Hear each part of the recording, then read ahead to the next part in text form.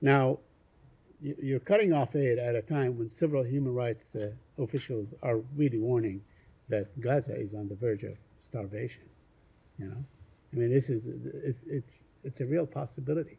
These people are facing famine and starvation, and you cut off aid, because there is allegedly 12 people that are members of Hamas or have done this and so on, out of 12,000 employees. I mean, nobody talks about 158 employees employed by UNRWA, that were killed by the Israelis.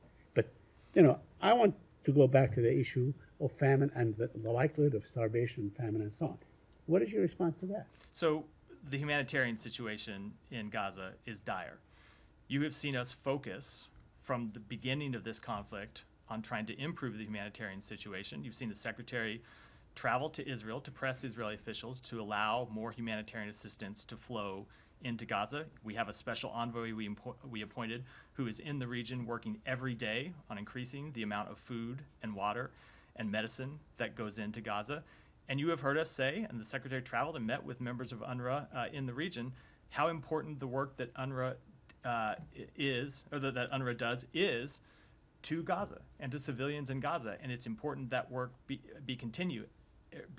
And I would say it is because that work is so important that it is also important that UNRWA and the United Nations take this investigation seriously. I note you said allegedly, and that is very much true, but UNRWA found that the evidence that was presented to them was credible enough that they fired 8 of these employees and have suspended 2 others. And so we think the work's important, but this is an investigation that needs to be conducted thoroughly. There needs to be accountability. If appropriate, there need to be remedial measures to ensure that this can't happen again.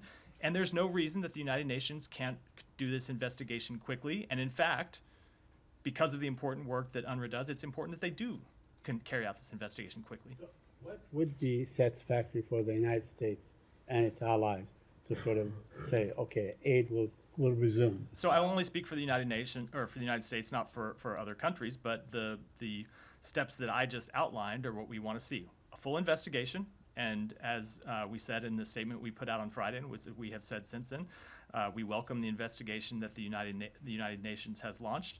We want to see accountability. We've seen initial steps to accountability, and that UNRWA has fired 8 of the employees and suspended 2 others while they conduct the investigation.